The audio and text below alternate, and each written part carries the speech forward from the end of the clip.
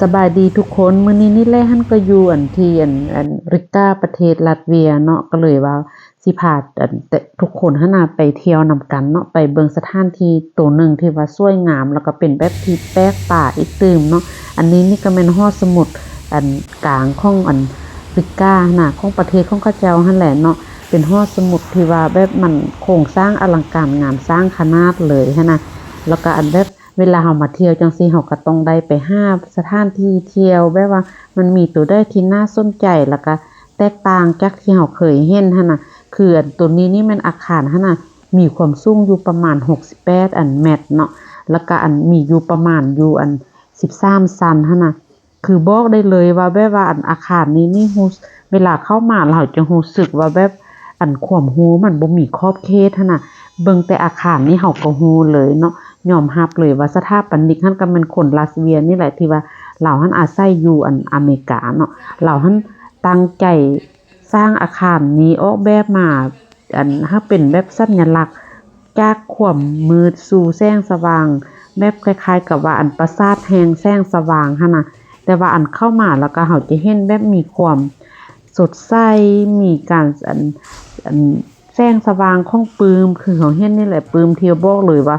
หลายชั้นเอาแท้เอาว่าเนาะแล้วก็มีสิ่งที่อำนวยความสะดวกหลายอย่างแบบว่าจะเป็นแบบเขาเข้าไปเฮ็ดกิจกรรมอยู่ทางในไปอ่านปืมหรือว่ามีเป็นห้องสตูดิโอที่ว่าอัดเพลงมีหยังแล้วก็มีห้องดนตรีอีกอันนี้นี่ก็จะเป็นเงินเก่าแก่ของประเทศลัตเวียที่ว่าเขาเจ้าใช้มาตั้งแต่ปี1922หั่นน่ะแล้วก็มาหยุดใช้ในปี2005แล้วก็มาเปลี่ยนใช้เป็นสกุลเงินของเอโรตั้งแต่มื้อนั้นมาเลยเนาะเพื่อความสะดวกสบายในการค้าแล้วก็หลากหลายปัจจัยของเขาเจ้าหั่นแหละอาคารหั่นน่ะถูกสร้างแบบผสมผสานแบบกับความทันสมัยแล้วก็คลาสสิกแบบลงตัวสุดๆเลยเขาเจ้าเฮ็ดน่ะแล้วอยู่ในนี้นี่ก็จะมีปืมให้บริการอยู่ประมาณ4ล้านป้ายกว่าเล่มหั่นน่ะแต่ว่าสำหรับผู้ใดที่จะมายืมปืมหรือเข้าไปอ่านนี่ต้องเป็นสมาชิกก่อนเนาะส่วนเสียค่าธรรมเนียมเท่าใดนี่ก็บ่ฮู้ปานใดหั่นน่ะแต่ว่าเฮาต่างชาติก็สามารถมาได้เนาะแต่ว่าต้องเอาพาสปอร์ตให้หั่นน่ะแล้วเวลาเฮาอยากขึ้นไปซั้นได้เฮาก็ย่างเลาะแบบนี้นี่ไปสำหรับผู้ใดที่ว่าจะเข้ามาเยี่ยมชมหอสมุดนี่น่ะต้องเอาเครื่องใช้ของซอยหรือว่าเป็น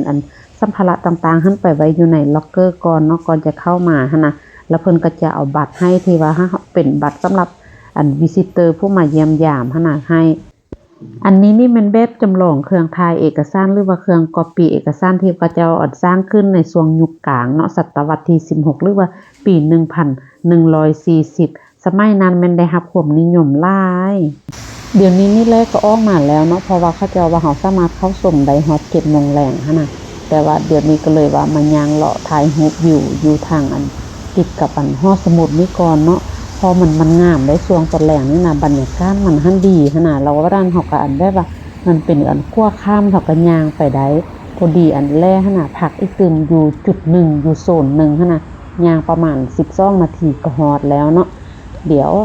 ข้อส่งภาพสุดท้ายในตอนเย็นเบิ่งไฟแสงสีก่อนเนาะขอบใจหลายที่เข้ามาติดตามรับชมแล้วพบกันใหม่ในคลิปต่อไป